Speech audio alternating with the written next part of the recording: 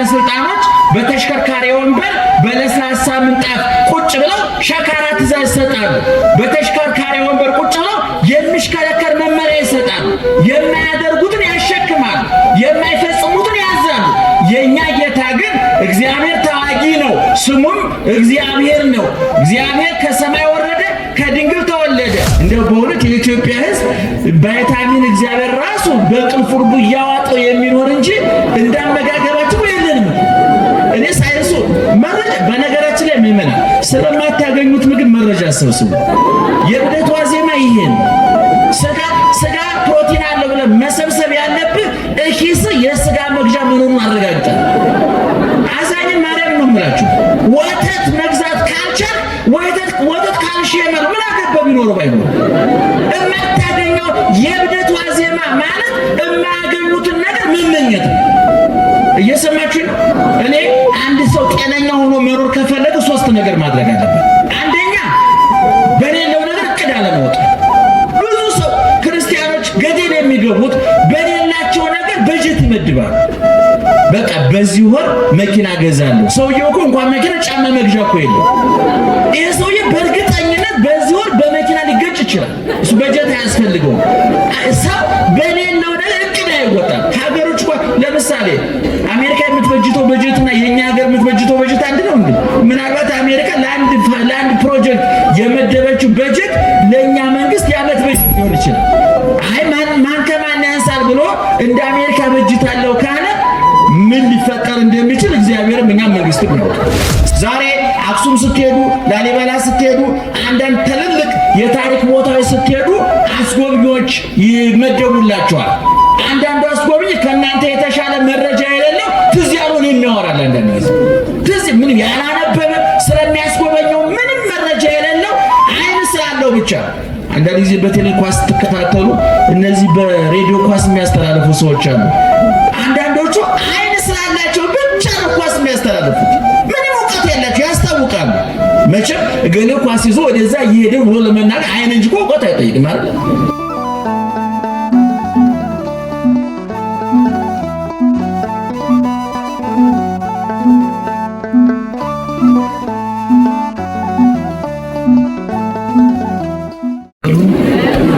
በስመ አብ ብለንም አልተቋቋምንም። በስመ አብ ወወልድ ወመንፈስ ቅዱስ አሐዱ አምላክ አሜን። ክቡራን የአድባራት አስተዳዳሪዎች፣ ሰንበት ተማሪዎች፣ እግዚአብሔርን ብላችሁ የቀረታውን ቸርነቱን አምናችሁ ከቅድስት ድንግል እናቱና ከቅዱሳን ባለሟሎቹ የሚገኘውን ጥበቃና ምልጃ ተስፋ አድርጋችሁ ከተለያየ ቦታ ከተለያየ ሁኔታ ጊዜያችሁን ሰጥታችሁ ጉዳዮቻችሁን ሰርዛችሁ ከስጋችን ይልቅ የነፍሳችን ጉዳይ ይበልጣል፣ ከጊዜው ይልቅ የዘላለሙ ይበልጣል፣ ከምድራዊ ሐሳብ ይልቅ ሰማያዊው ሐሳብ ይበልጣል ብላችሁ በዚህ ቦታ የተገኛችሁ ወገኖቻችን በእግዚአብሔር ስም እንዴት ዋላችሁ? እንዴት ዋላችሁ? እንዴት ከረማችሁ? በየጊዜው በየቦታው በየምክንያቱ መስማት በምንችለው ልክ የሚነግረን መኖር በምንችለው መጠን የሚያስተምረን የምስጢርና የጥበብ ባለቤት ራሱ ምስጢርና ጥበብ የሆነ አምላካችንም አባታችንም እግዚአብሔር አንተዬ ዝም በል እንጂ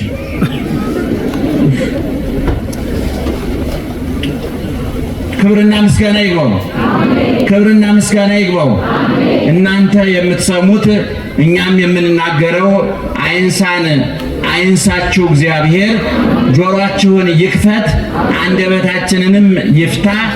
በመላ በግምት በሳይሆን አይቀርም በይመስለኛል የግል ሐሳባችንን እንዳናፈስባችሁ ጆሮአችሁን ይጠብቅ፣ አንደበታችንንም ይቆጣጠር እግዚአብሔር።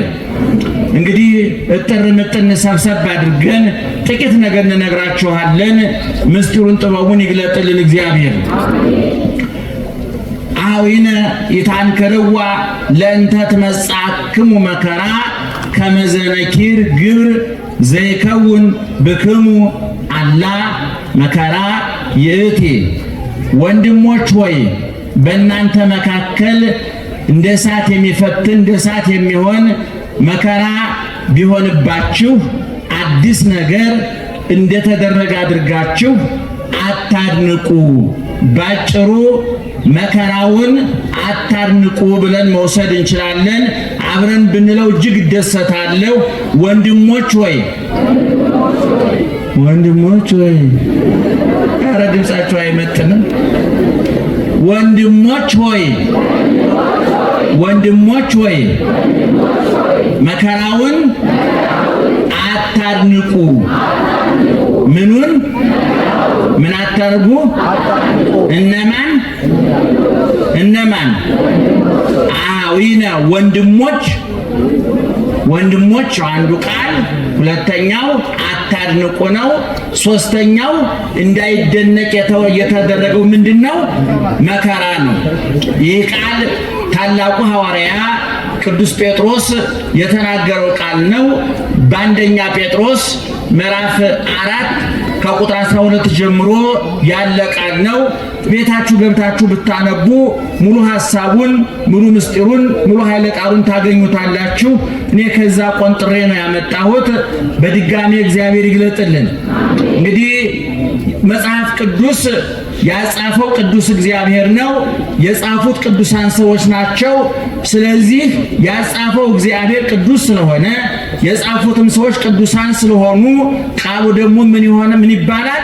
ቅዱስ ይባላል። መጽሐፍ ቅዱስን ስናጠና አንድ የሃይማኖት መጽሐፍ ሲጠና መጽሐፉን የጻፈው ሰው ሕይወት አብሮ ይጠናል። ታላቁ ሊቅ ዮሐንስ አፈወርቅ ይደልዎ ለዘ ያነብብ ቅድመ ይስክር ስሞ ለበዓለ መጽሐፍ ወምዝ ያንብብ ወይማር መኑ ውእቱ ዘአስተናበራ። ታላቁ ሊቅ ዮሐንስ አፈወርቅ አንድ ሃይማኖታዊ መጽሐፍ የሚያነብ ሰው የመጽሐፉን ባለቤት ስም፣ ታሪክ ማጥናት አለበት፣ ሊያጠና ይገባዋል ይላል። የሮሜን መልእክት ስናጠና ጸሐፊው ቅዱስ ጳውሎስን እናጠናለን። የተክለ ሃይማኖትን ገድል ስናጠና ተክለ ሃይማኖት ራሳቸውን እናጠናለን። ምክንያቱም ቅዱሳን የሚጠና ሕይወት፣ የሚነበብ ሕይወት፣ የተወነረ ሕይወት አላቸው። ብዙ ጊዜ እንደተናገርነው እንደምንናገረውም ኦርቶዶክሳውያን የተዋህዶ ቅዱሳንና ጻድቃን ሰማዕታት ሊቃውንት ክርስትናን ሰሙት፣ አመኑት፣ ኖሩት፣ የኖሩትን ጻፉት። ያመኑትን አወቁት፣ ያወቁትን ኖሩት፣ የኖሩትን ጻፉት። ስለዚህ ክርስትና የነፍሳቸው ጭማቂ፣ የሕይወታቸው ፍልቃቂ፣ የታሪካቸው አንዱ አካል ነው። ልባቸው ያሰበውን አንደበታቸው ይናገረዋል፣ አንደበታቸው የተናገረውን ኑሯቸው፣ ሕይወታቸው ይኖረዋል። ምክንያቱም ኢየሱስ ክርስቶስ የቃልም የተግባርም መምህር ነው። ቅዱሳን ደግሞ የእሱ ተማሪዎች ናቸው። እንደምታውቁት ክርስትና ሲጠና በዋናነት የሚጠናው የክርስትና ውሃ ልክና መሰረት መደምደሚያና ጉልላት ኢየሱስ ክርስቶስ ነው። የኢየሱስ ክርስቶስ የሕይወት ታሪክ እንደው በሰውኛው እንደው መቃብሩ ላይ አንድ የሞተ ሰው ታሪክ ሲቀበር የገሌ ሕይወት ታሪክ ያቶ ገሌ፣ የወይዘሮ ገሌ፣ የዶክተር፣ የፕሮፌሰር ወይም ያቡነ ገሌ ታሪክ ተብሎ እንደሚነበበው ቀራኒ ጎልጎታ መቃብር ላይ የኢየሱስ ክርስቶስ የሕይወት ታሪኩ ይነበብ። ከየት ተነስቶ በየት አልፎ የት ደርሶ ዛሬ ሞተ የሚለው ይታይ ቢባል አጭር፣ ግልጽ፣ ቀላል ታሪክ ነው። ከሰማይ ወረደ፣ ከድንግል ተወለደ፣ በበረት ተጣለ፣ በጨርቅ ተጠቀለለ፣ በዮሴፍ ቤት ለእናቱ ለድንግል ማርያም ለአሳዳጊ አባቱ ለዮሴፍ እየታዘዘ ኖረ። በ30 ዓመቱ በዮርዳኖስ ወንዝ በዮሐንስ እጅ ተጠመቀ። በቆሮንቶስ ምድረ በዳ 40 ቀን 40 ሌሊት ጾመ። ከዛ ወጥቶ 3 ዓመት ከ3 ወር 3 አይነት ሥራ ሰራ። አንደኛ ትምህርት አስተማረ፣ ሁለተኛ ድንቅ ተአምር አደረገ፣ ሶስተኛ በጎ ነገር ሰራ ተብሎ ሊተረክ ይችላል። በዚህ ውስጥ ኢየሱስ ክርስቶስ እኛ የምናከናውናቸውን ማህበራዊ ጉዳዮች አከናውኗል። እኛ የምናከናውናቸው ማህበራዊ ጉዳዮች 3 ናቸው። ሰርግ እንጠራለን፣ ለቅሶ እንደርሳለን፣ በሽተኛ እንጠይቃለን። ይሄን ያላደረገ ሰው የአእምሮ ጤንነት ማህበራዊ ህይወቱ ብቻ ሳይሆን የአእምሮ ጤንነቱም አደጋ ላይ ወድቋል ማለት ነው። አንዳንድ ሰዎች ሰርግ ማለትም ለቅሶ ማለትም የሚለው በራቸውን የሚዘጉ ሰዎች አሉ። ሰርግ ሲሆን የማይመጡ ለቅሶም የማይመጡ እነዚህ ምናልባት የጊዜ ጉዳይ እንጂ ሊያብዱ ይችላሉ። ሰው ለቅሶ መሄድ አለበት፣ ሰርግ መሄድ አለበት።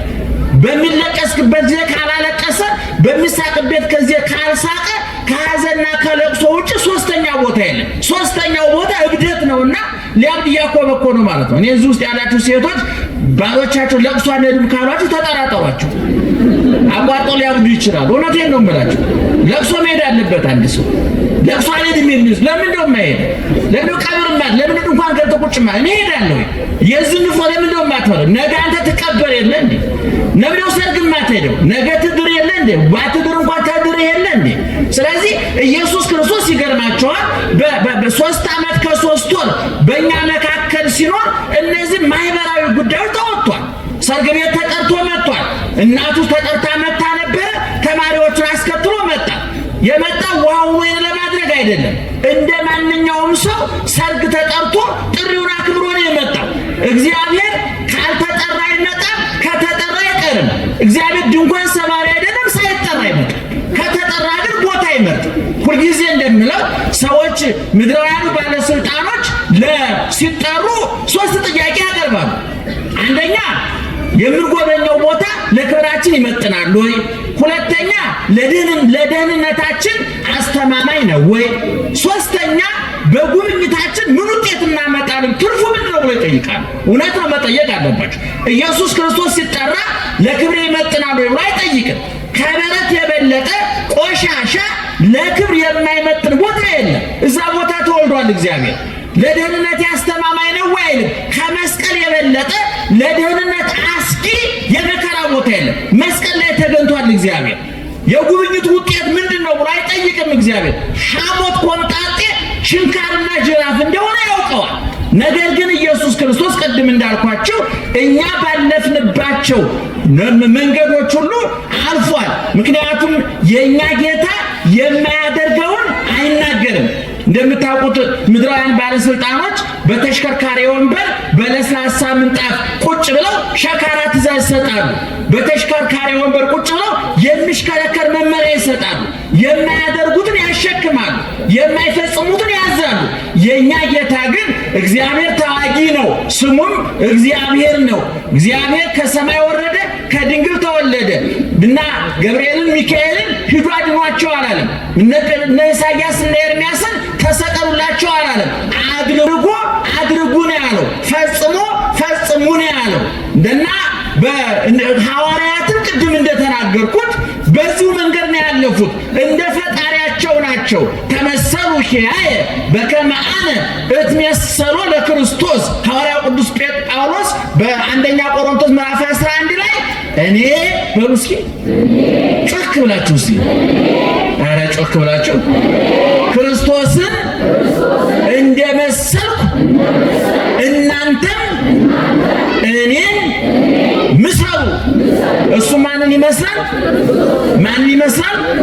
እኛ ደግሞ ማንን እንድንመስል ታዝበናል? ክርስቶስን። በምን አቅም ነው የምትመስለው? አልሰማችሁኝ?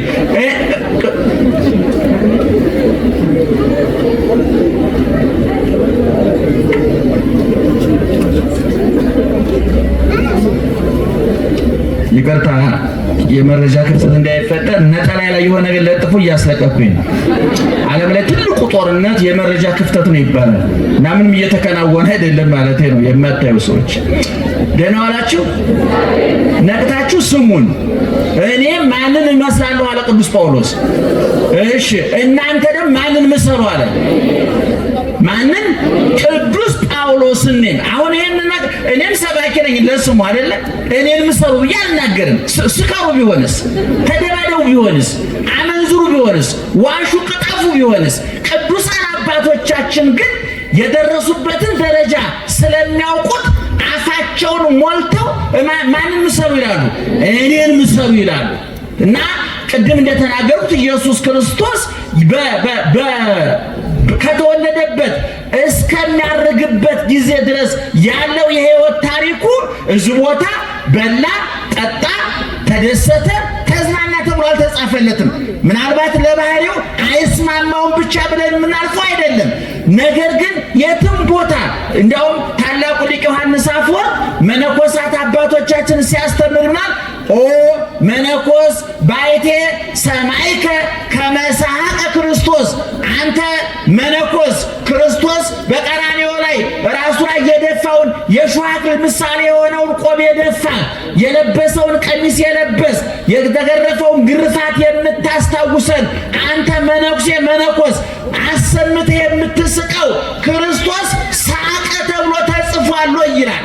ኢየሱስ ክርስቶስ ተደሰተ ተብሎ ተጽፏል። እኛ በሚገባን ቋንቋ እኛ በምንረዳው ቋንቋ አለቀሰ ተብሎ ግን በስፋት 3 ጊዜ ተጽፏል። ኢየሱስ ክርስቶስ 3 አራቶሩ በማርያም ከጀርባ ነው እናንተን አይደለም። ደህና ዋላችሁ። እነ ኢዮቤ ሲያስተምሩ ቢወራም ችግር የለም። ኢዮቤ ትዕግስተኛ ናቸው፣ ታውቋቸዋላችሁ። እኔ ግን ትዕግስት የሚባል አልፈጠረብኝ እና ትዕግስት ባሉ ሰዎች ነው የማውቀው። ትዕግስት የለኝም። በጣም ብዙ ችግር አለ እና ባይወራ በጣም ነው ደስ የሚለው። የዓይነ ስውራን ደግሞ ይገርማቸዋል። ጆሮአችን ከዲሽ ጣራችሁ ከሰቀላችሁ ዲሽ የኛ ጆሮ ይበልጣል። ከርቀት ነው የሚስበው። ምክንያቱም ዓይናችን አልወሰደም። እዚህ ላይ ነው ደብል አድርጎ የሰጠና እናንተ የማሰሙት ሁሉ እኛ እንሰማዋለን። ይገርማቸዋል። ደህና ዋላችሁ። እና ልነግራችሁ የፈለኩት ምንድን ነው ክርስትና በመከራ ውስጥ ያለፈ ሃይማኖት ነው። ክርስትና እንደምታውቁት ክርስቶስ ከሚለው ውድ ስም የተፈለቀቀ ነው። የወርቅ ፍልቃቄ ምንድን ነው? ወርቅ ነው አይደለም? ክርስትና የተፈለቀቀው ክርስቶስ ከተባለው ወርቅ ስም ነው እና ክርስትና ከክርስቶስ ከተወሰደ ክርስቶስ ክርስትናውን እንዴት አድርጎ እንደመሰረተው ማየት ያስፈልጋል። ቅድም እንደተናገርኩት በበረት ተወለደ፣ በጨርቅ ተጠቀለለ፣ ተሰደደ፣ ተራበ፣ ተጠማ፣ ተሰደበ፣ ተሰቀለ፣ ተቸነከረ፣ ተገረፈ፣ በጥፊ ተመታ፣ ምራቅ ተተፋበት፣ ሐሞት ኮምጣጤ ጠጣ፣ የሾህ አክሊል ተደፋበት፣ ተጠማሁ እያለ ሞተ፣ ተገነዘ፣ ተቀበረ፣ ተነሳ፣ አረገ፣ ዳግመኛ መልሶ ምን ይሆናል? ይመጣል። አሁን በዚህ ታሪክ ውስጥ ነው። በዚህ ታሪክ ውስጥ ብርን፣ ወርቅን፣ መብልን፣ መጠጥን፣ ሹመትን፣ ቅንጦትን፣ ተድላን፣ ደስታን የሚመለከት ነገር ጠቅሰናል። በዚህ ውስጥ አልጠቀስም። ስለዚህ ቅዱስ ጴጥሮስ እየነገረን ያለው ምንድን ነው? አኀዊነ ኢታንክርዋ ለእንተ ትመጽአክሙ መከራ ከመ ዘነኪር ግብር ዘይከውን ብክሙ። ወንድሞች ሆይ መከራ ሲደርስባችሁ አታድንቁ፣ አታድንቁ። መከራው በእናንተ የተጀመረ አይደለም። ከእናንተ በፊት ክርስትናውን የመሰረተው ክርስቶስ እጸድቅ አይል ጻድቅ፣ እቀደስ አይል ቅዱስ፣ እሾም አይል ሹም፣ ሁሉ ሞልቶ የተረፈው ጌታችን እሱ በበረት ከመወለድ ጀምሮ በባዶ መቃብር እስከ መቀበር ድረስ መከራ ተቀብሏል። ስለዚህ እናንተ የሚደርስባችሁን መከራ አታድንቁት፣ ከመከራው ይልቅ ውጤቱን አድንቁ አለ። ደህና ዋላችሁ። እመቤታችን ታውቃላችሁ ጸሎት አላት በሉቃስ ወንጌል ውስጥ ቅዱስ ሉቃስ እመቤታችን የዘመረችውን መዝሙር የዘመረችውን ዝማሬ የብሉይ ኪዳን ዕውቀቷን በደንብ አድርጎ ጽፎላታል። በሉቃስ ወንጌል ምዕራፍ 1 ቁጥር 37 ጀምሮ ስታነቡ በዚህ ውስጥ ምንድነው ማርያምን ማለች ብለ ምንድነው የምንለው? ነፍሴ እግዚአብሔርን ምን ታደርገዋለች? ታከብረዋለች። ቀጥሎስ መንፈሴም በአምላኬና በመድኃኒቴ ምን ታደርጋለች? ሐሴት ታደርጋለች። ተፈስሐ ደስ ተሰኘ፣ ተሐሴ ደስ ተሰኘ። በግዕዝ ሐሴት ማለት ይህ በልቶ ጠጥቶ ለብሶ ተሹሞ ተሽሮ ተኝቶ ተነስቶ የሚገኘው ደስታ አይደለም። የኛ ደስታ ታውቁታላችሁ። ቀን ምሳ በልተን ደስ ይለናል። ከአንድ ከሁለት ሰዓት በኋላ ወዳችን ባዶ ቀርቶ ሐዘን ያመጣል። የዛ ዓለም መጠጡ፣ ምግቡ፣ ሹመቱ፣ ሽልማቱ ሁሉም ነገር ያልፋል። አይተነዋል። እውነቱን ለመናገር ዛሬ እንዝናና ብላችሁ ወደ አንድ ቦታ ብትሄዱ ያንን ቦታ እስከምታዩ ድረስ ትቸኩላላችሁ። ካያችሁት በኋላ ግን ትሰለቹታላችሁ። ምክንያቱም መዝናናት ማለት አዲስ ነገር ማድረግ ማለት ሳይሆን አንድ ነገር መቀየር ማለት ነው። ለምሳሌ አንድ አውሮፕላን አብራሪ ፓይለት ለመዝናናት ምንድነው የሚያደርገው? ወይ ባጃጅ ነዳል ወይ ጋሪ ነዳል። ሌላ ምን ታምር እኮ የለው። ዘወትር ዝታች ያለው ትልቅ ሆቴል አለ አይደል? እዛ ውስጥ የሚሰራ ሰራተኛ ለመዝናናት እኮ እዛ አይመጣም፣ ሌላ ቦታ ነው የሚሄደው። ሁልጊዜ መዝናናት እኛ ማድነቅ ስለምንወድ መጨነቅ ስለምንወድ እንጂ አዲስ ነገር የለውም። ስለዚህ ኢየሱስ ክርስቶስ የነገረን ምንድነው? እናንተ ለመከራ የተዘጋጃችሁ ሁኑ። ሐዋርያትንም ሲልካቸው በማቴዎስ ወንጌል ምዕራፍ 10 ሙሉ ታሪክ ውስጥ ተመለከቱ። ወጸውዖሙ ለአሰርቶ ክልኤቱ ሐዋርያት ይልና 12ቱን ሐዋርያት ጠራቸው ይላል። ጠርቶ ወሀቦሙ መንፈሰ ስልጣን ሰጣቸው ዲበ መናፍስት ርኩሳን አጋንንት ርኩሳን መናፍስትን ያስወጡ ዘንድ ሙት አስነሱ፣ ድውይ ፈውሱ፣ ለምጽ አንጹ፣ ዓይን አብሩ ብሎ ሹመት ሰጣቸውና ቁጥር 16 ላይ መብታቸውን ዘርዝሮ ከጨረሰ በኋላ የማቴዎስ ወንጌል ምዕራፍ 10 ቁጥር ከ1 እስከ 16 እያልኳችሁ ነው። ታሪካት መብታቸውን ስልጣናቸውን ማድረግ የሚችሉትን ነገር ሁሉ ነገራቸውና ቁጥር 16 ላይ ምን አለ? ወናሁ እፌነወክሙ ከመ አባግዕ ማእከለ ተኩላት፣ በበጎች መካከል እንደ ተኩላ በበጎች መካከል እልካችኋለሁ።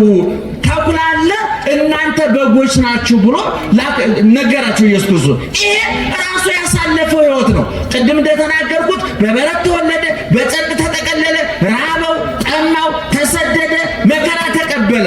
ለሐዋርያት ያዘዛቸው በእሱ ያልሆነውን ነገር አይደለም፣ እሱ ያለፈበትን ነው።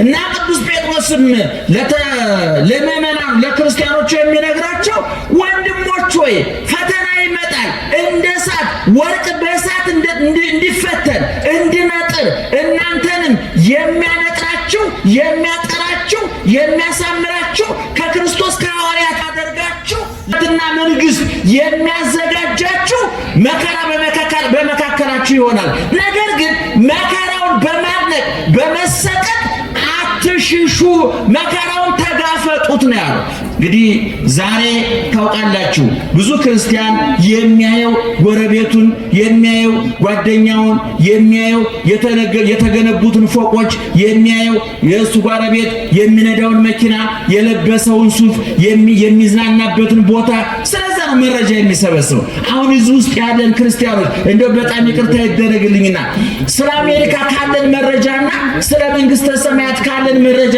የትኛው ይበልጣል? እስኪ ንገሩት። እናንተ ብቻ ባላችሁ እኛ መነኮሳት ጳጳሳት ሁሉ ስለ ገነት ከሰበሰበው መረጃ ይልቅ ስለ ዋሽንግተን የሰበሰበው መረጃ ይበልጥ። ሁላችንም ለኔ ቀለጠው፣ እናንተ ብቻ እኮ አይደላችሁ።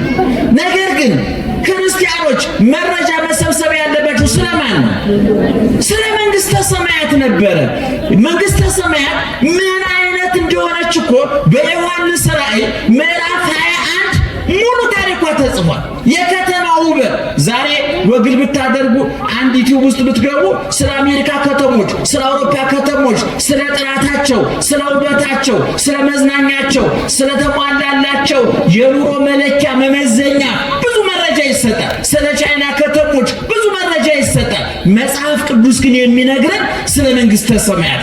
በዚህ በዮሐንስ ራእይ ምዕራፍ 21 ላይ ስትመለከቱ ወንጌላዊ ዮሐንስ የመልአክ አስጎብኝ ተሰጥቶት፣ አስጎብኚው ልብ አድርጉ መልአክ ነው። ዛሬ አክሱም ስትሄዱ፣ ላሊበላ ስትሄዱ፣ አንዳንድ ትልልቅ የታሪክ ቦታዎች ስትሄዱ አስጎብኚዎች ይመደቡላቸዋል።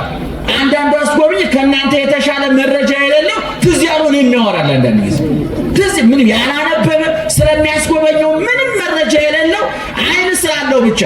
አንዳንድ ጊዜ በቴሌ ኳስ ስትከታተሉ እነዚህ በሬዲዮ ኳስ የሚያስተላልፉ ሰዎች አሉ። አንዳንዶቹ አይን ስላላቸው ብቻ ነው ኳስ የሚያስተላልፉት፣ ምንም እውቀት የላቸው ያስታውቃሉ። መቼም እገሌ ኳስ ይዞ ወደዛ እየሄደ ብሎ ለመናገር አይን እንጂ እውቀት አይጠይቅም አይደል? እና አሁን አያችሁ ዮሐንስን እያስጎበኘው ያለው አስጎብኝ ተብሎ እግዚአብሔር ለዮሐንስ ምንድነው መልአክ ነው የመደበለት እና ዮሐንስ መንግስተ ሰማያትን እየዞራየ ጣዕመ መንግስተ ሰማያትን ተድላ መንግስተ ሰማያትን የመንግስተ ሰማያትን ጣዕሟን ደስታዋን እየዞረ ጎበኘ። ወዳው ከዛ አውጥቶ ደግሞ ገሃነመ እሳትን እያዞረ አስጎበኘው መልአኩ። ከዛ በኋላ ዮሐንስ ወደ መሬት ተመልሶ ወደኛ ተመልሶ ስለ መንግስተ ሰማያት ውበት መረጃ አስቀመጠልን። ይህች መንገድ ምን አይነት ቤት ናት? 12 በር አላት ይላል። ስንት በር አላት? ጮክ ብላችሁ ንገሩ። 12 በር አላት። በሩ 12 መሆኑ ብቻ አይግረማችሁ። 12 ሁሉ በር ከምን የተሰራ መሰላችሁ? ከአልማዝ ከዕንቁ የተሰራ። ዛሬ አልማዝና ዕንቁ እዚህ ውስጥ እርግጠኛ ነኝ ያለው ሰው የለም። እውነቱን ለመናገር እንደ ትልልቆቹ ሰዎችም እንዲያው አርቲፊሻል ያገኙት መደበኛው አልማዝ መደበኛው ዕንቁ እንዲህ በቀላሉ አይገኝም። መንግስተ ሰማያት ግን በሮቿ የተሰሩት ከምንድን ነው ይላል? ከዕንቁ ከአልማዝ የተሰራ። እንደገና የከተማይቱ ይሄ ወለሉ ማለት አስፋልቱ ዙሪያውን አደባባዩ የምታዩት ከንጹህ ወርቅ የአስፋልቱ የምትረግጡት እኮ ነው ምዕመናን። አስፋልት መኪና የሚነዳበት ማለት እኮ ነው።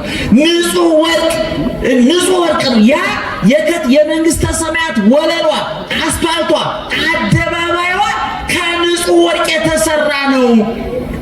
ሶስተኛ መንግስተ ሰማያት እያርም ፀሐይኪ ወይጸልም ወርኪ ብሎ በኢሳይያስ እንደተናገረ ፀሐይ ጨረቃ የሌሉባት ክረምት በጋ የማይፈራረቅባት ቀን ሌሊት የሌለባት ወኢትፈቅድ ፀሐየ ወወርሃ ከመ ያብርሁ ላቲ ፀሐይና ጨረቃ ያበሩላት ዘንድ የማትሻ።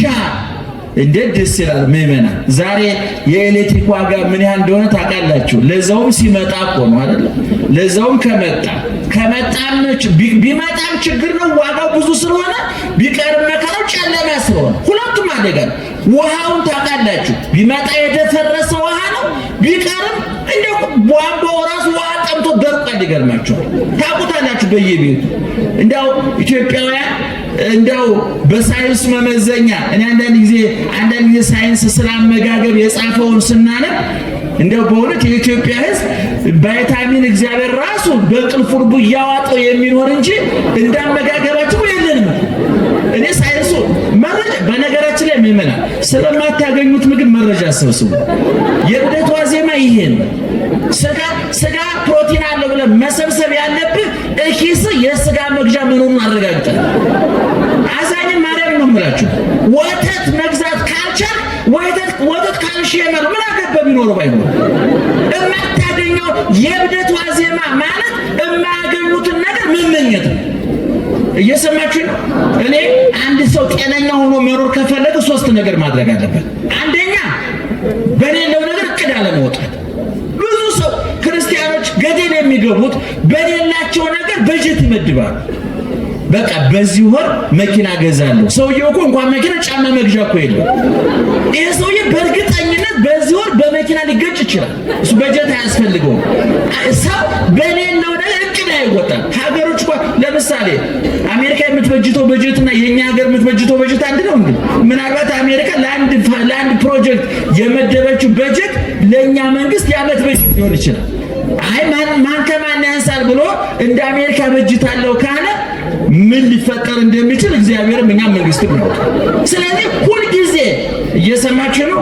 የጤነኝነት የሰላማዊ ኑሮ አንዱ መለኪያ በሌለ ነገር እቅድ አለመውጣት።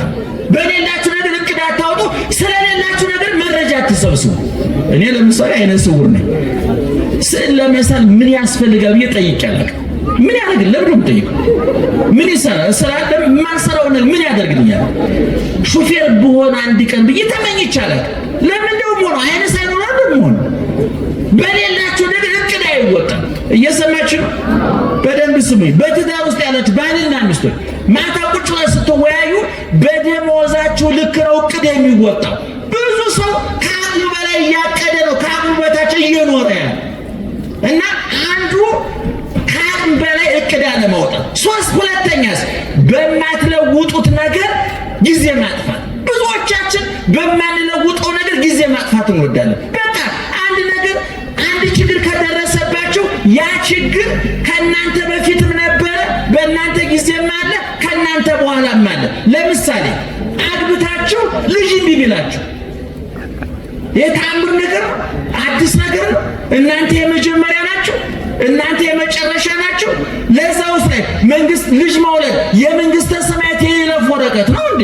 ባይወለድስ ድንግል ማርያም አንድ ወልዳ እኮ ሔዋን 60 ነው የወለደችው። 60 ሁሉ የት እንደገቡ እሷና አዳም ናቸው የሚያውቁ። ምንም መረጃ የለም። ባክነው ነው የቀሩ። ድንግል ማርያም አንድ ወልዳ እነ ኤልሳቤጥ ዮሐንስ አንድ ወልዳ ሳይወልዱ ተባርከዋል። መውለድ እኮ ይሄ ከመላእክት ጋር የምንመሳሰልበት እኮ ነው። ከእንስሳት ጋር የምንመሳሰል።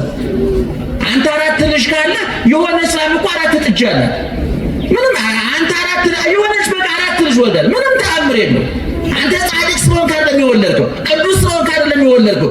የሰው ዘር መቀጠል ስላለበት እግዚአብሔር ስለፈቀደ ነው። ስለዚህ እኔ አግብታችሁ ልጅ እምቢ ቢላችሁ ልጅ እምቢ ካል አማራጭ የለም ወይ? እየሰማችሁ ነው? አማራጭ የለም አለ አማራጭ። ስለዚህ እንደው ልጅ ቢኖረኝ አንድ እህት አሁን በሕይወት የለችም፣ ነፍሷን ይማር፣ ከአብርሃም ከይስሐቅ ጋር ያሳረፍልን። እንዲሁ ልጅ አልነበራትም እና መኪና ውስጥ አለች። አንዳንድ ጊዜ መኪና እየነዳው እንዲህ ከኋላ ዞር በይና መኪናሽ እኮ ካርሴት የለውም ነው የህፃናት ከኋላ የሚታሰሩበት ወንበር አለ አይደል? መኪና አንድ ቀን የህፃናት ወንበር ሳይታሰርበት እያለ ያሳስበኛል። ሰይጣን መረጃ የሚሰጣችሁ ሊያሳብዳችሁ ሲፈልግ እየሰማችሁ ነው። ሰይጣን መረጃ ስለ አንድ ጉዳይ ሰይጣን ከጠየቃችሁ ሊሞላላችሁ ሳይሆን ይሄ ነገር ከሌለ ለምን ታንቃት ሞት ነው። እና አንድ ጊዜ አስታውሳለሁ አንድ ትሁት እኔን ማረጋጋቷ ነውና ወይ እንደው አይኔ ቢጠፋ በህይወት መቀጠል አይመስለኝም። አሁን ለአንድ አይነ ስውር እንደዚህ ይባላል። ይሄ ታንቀሙት እኮ አንዳንድ የኛ ሰው የምናጽናናበት ወይ አናውቀውም እኮ ይገርማችሁ። እንዴ አይነ ባይኖረኝ እኮ እንዴት እኖራለሁ አይባልም። ባታይም ችግር የለም ነው የሚባለው ለማጽናናት አይደል? አንዳንድ ጊዜ በማትለውጡት ነገር ጊዜያችሁን አታጥፉ። ደህና አደራችሁ፣ ደህና ዋላችሁ። እየሰማችሁ ነው? ክርስቲያን ጥሩ ክርስቲያን የሚባለው አንድ በሌለው ነገር እቅድ የማያወጣ፣ ሁለት በማይለውጠው ነገር ገንዘቡና ጊዜውን የማያጠፋ። ትልቁ ችግር በማትለውጡት ነገር ጊዜያችሁና ገንዘባችሁን ታጠፉና የምትለውጡት ነገር ያመልጣችኋል። እየሰማችሁ ነው? ለምሳሌ አንድ ሰው ልጅ እምቢ ቢለው አማራጩ ምንድነው? ሌላ ልጅ ማሳደግ ይቻላል፣ ሌላ በጎ ስራ መስራት ይቻላል። ሰይጣን ግን ሌላ ስራ እንዳይሰራ ምን ያደርገዋል? እዚህ ላይ ተቸክሮ እንዲቀር ያደርገዋል። ይህን እያኘከ ያላመጠ ተስፋ እንዲቆርጥ ያደርገዋል። ቅዱሳን አባቶቻችን ይህን አላደረጉም። ይጸልያሉ እንጂ አይሰለቹም እና በማይለውጡት ነገር ጊዜ አለማጠፍ። ሶስተኛው ካላችሁ ነገር ይልቅ የሌላችሁ ነገር እንደሚበልጥ አድርጎ ያሳያችኋል ሰይጣን። እየሰማችሁ ነው? ያላችሁን ነገር ያስረሳና የሌላችሁ ነገር ያስታውሳችኋል። ይሄ በጣም ትልቁ ማስረጃ አዳምና ሔዋን ናቸው። አዳምና ሔዋን የሚኖሩት በገነት ነበረ። ገነት አይብራራም፣ ዝም ብሎ ገነት ነው። ዛሬ እንኳን ለምለም ቦታ እንደው አበባ ያለበት ቦታ ንጹህ ቦታ ስናገኝ ምን ይመስላል ነው የምንለው? ገነት ይመስላል። ለዚህ ነው አዳም ከገነት ከወጣ በኋላ እንባውን መቋቋም ያቃተው ገነትን በወሬና በመጽሐፍ ሳይሆን በኑሮ ስለሚያውቀው ነው። ይገርማል። ዋርቦቱ ለአዳም ካለ ህሊና ዘንበለ በካይላ አይለ ኃጢአቱ እግዚአብሔርን ያህል ጌታ ገነትን ያህል ቦታ አጥቼ ቀምሶት ስለሆነ የወጣው እንባውን ሊገታው አልቻለም። ልቡ ሊጽናናለት አልቻለም።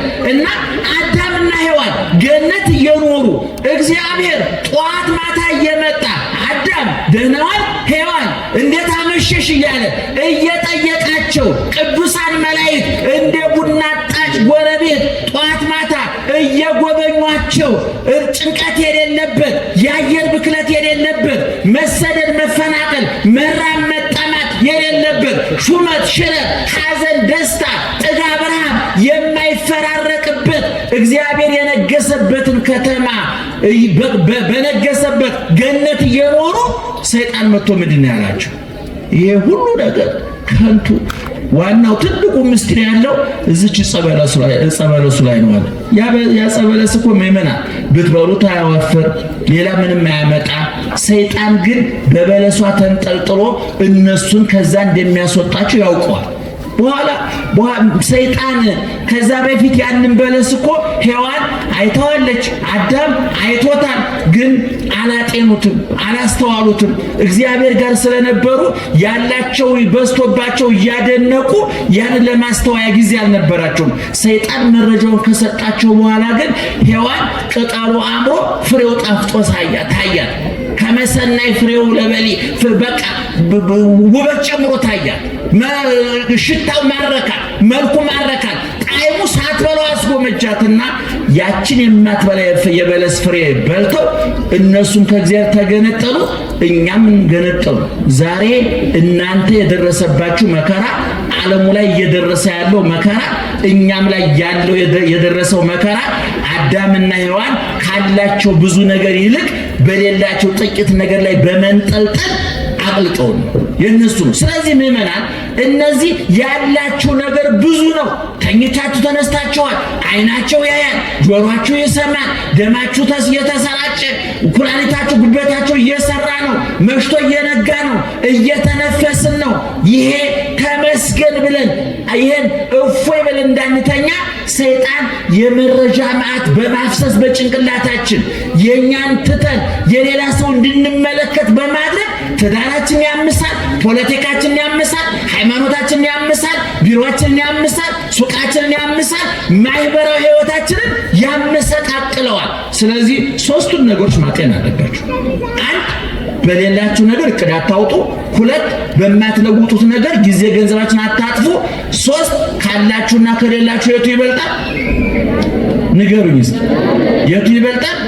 ያላችሁ ይበልጣል። ስለዚህ ዮሐንስ መንግስተ ሰማያትን እየዞረ መጥቶ ሲጽፍልን መንግስተ ሰማያት አንድ ክረምትና በጋ ሌሊትና ቀን የማይፈራረቅባት፣ ሁለት 12 በር ያለ 12 ሁሉ በሮቿ ከአልማዝ የተሰሩ፣ ሶስት ወለሉ፣ ሜዳው፣ አስፋልቱ፣ አደባባዩ ከንጹህ ወርቅ የተሰራ፣ አራተኛ ፀሐይ፣ ጨረቃ፣ ከዋክብት የማይፈራረቁባት እግዚአብሔር ወጡ ብርሃና የከተማይቱ ብርሃን ማን ነው ይላል ዮሐንስ? ራሱ እግዚአብሔር ነው። የብርሃን ምንጭ የኃይል ምንጭ ፀሐይ፣ ጨረቃ፣ ከዋክብት ናቸው። ወይም ደግሞ ከውሃ ከነፋስ የሚገኝ ኤሌክትሪክ ነው። በመንግስተ ሰማያት ግን በቀን ፀሐይ፣ በሌሊት ፀሐይ፣ ጨረቃ፣ ኩራት፣ ሻማ፣ አምፖል የሚባል ነገር የለም። ክረምትና በጋ ሌሊትና ቀን ሐዘንና ደስታ የለም።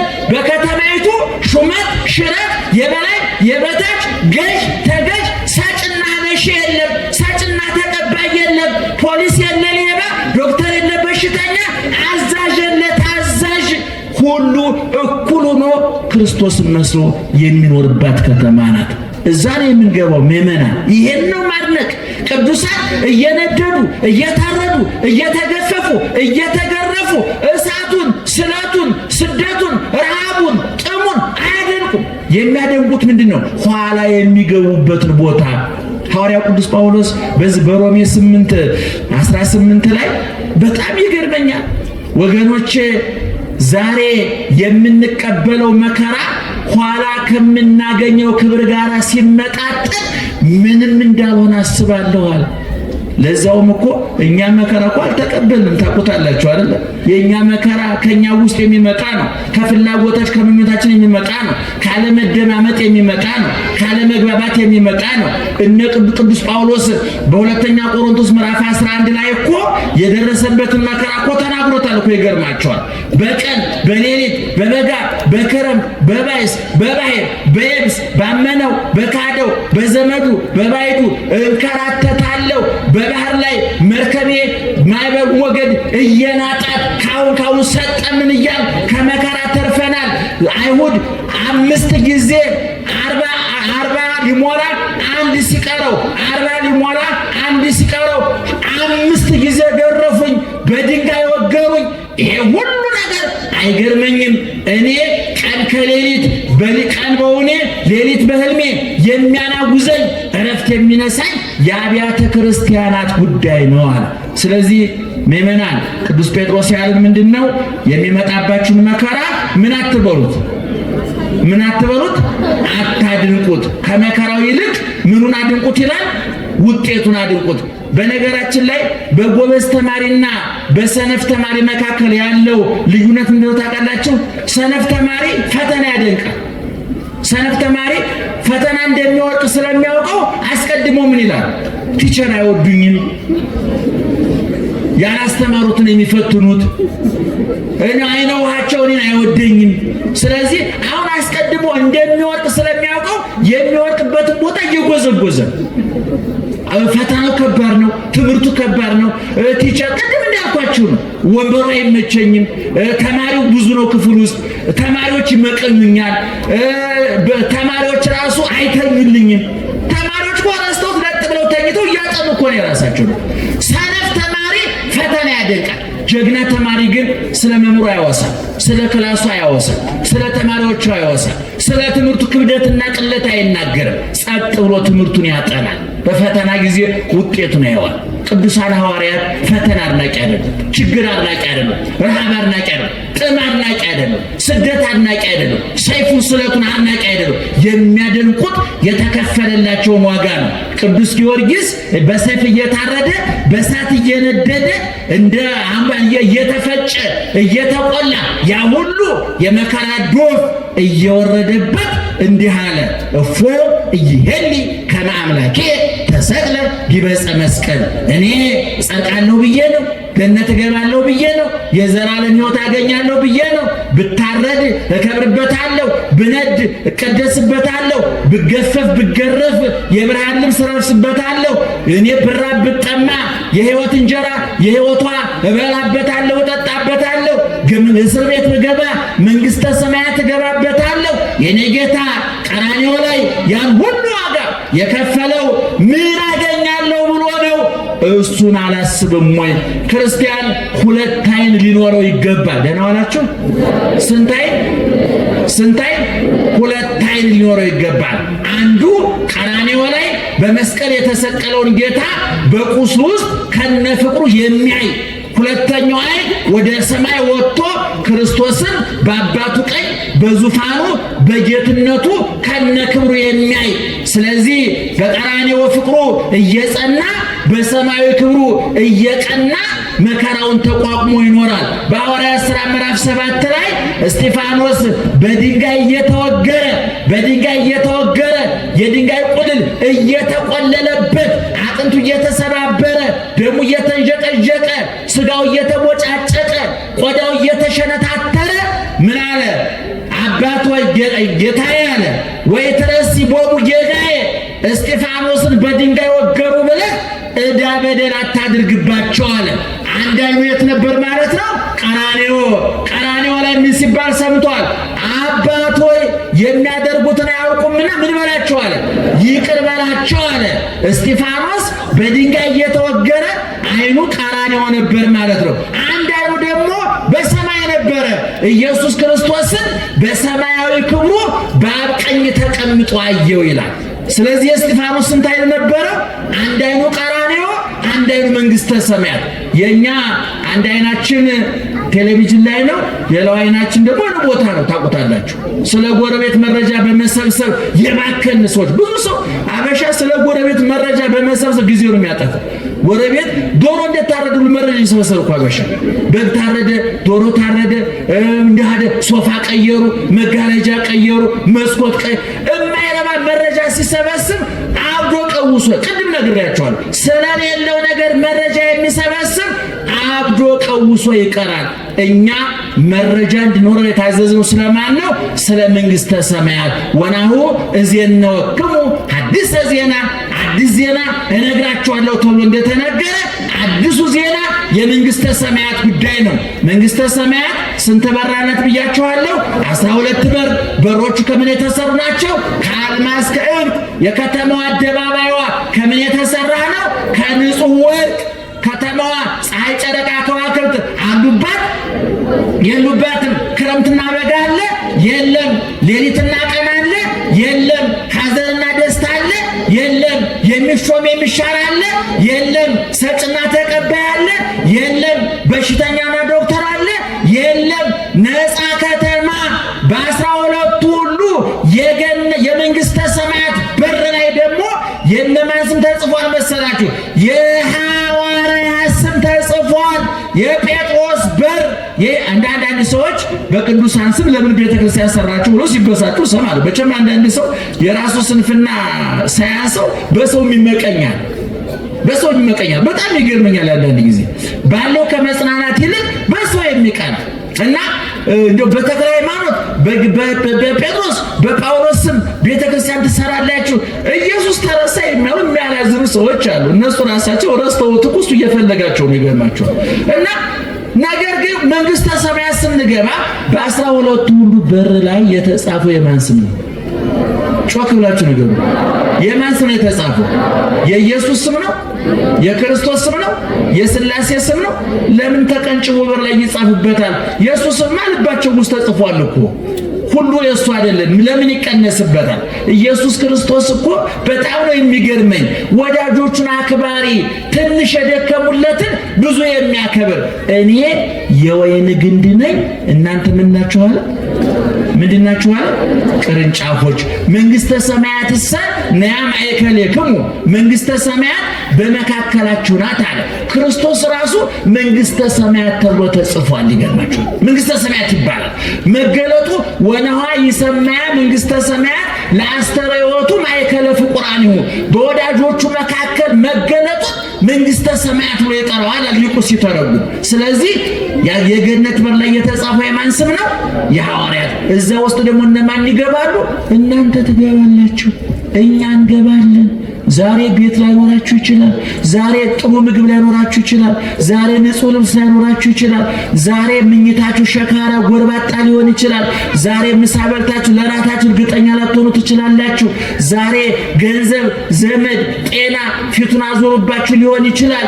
ኋላ ግን በእግዚአብሔር መንግስት እዛ የምንሾመው የምንነግሰው የንጉሱ አልጋ ወራሾች እኛ ነን። እኛ የማን ልጆች ነን? የክርስቶስ መንግስት የሚወርሱ እነማን ናቸው? እኛ እዛ እንገባለን። ስለዚህ ወገኖቼ በማማረር በማጉረምረም ጊዜያችሁን አታባክኑ። ችግራችሁን በመቁጠር ጊዜያችሁን አታባክኑ። በሽታችሁን በመቁጠር ጊዜያችሁን አታባክኑ። ያቆሰሏችሁን በመቁጠር ጊዜያችሁን አታባክኑ። የቆሰለላችሁን አስቡት። ደህና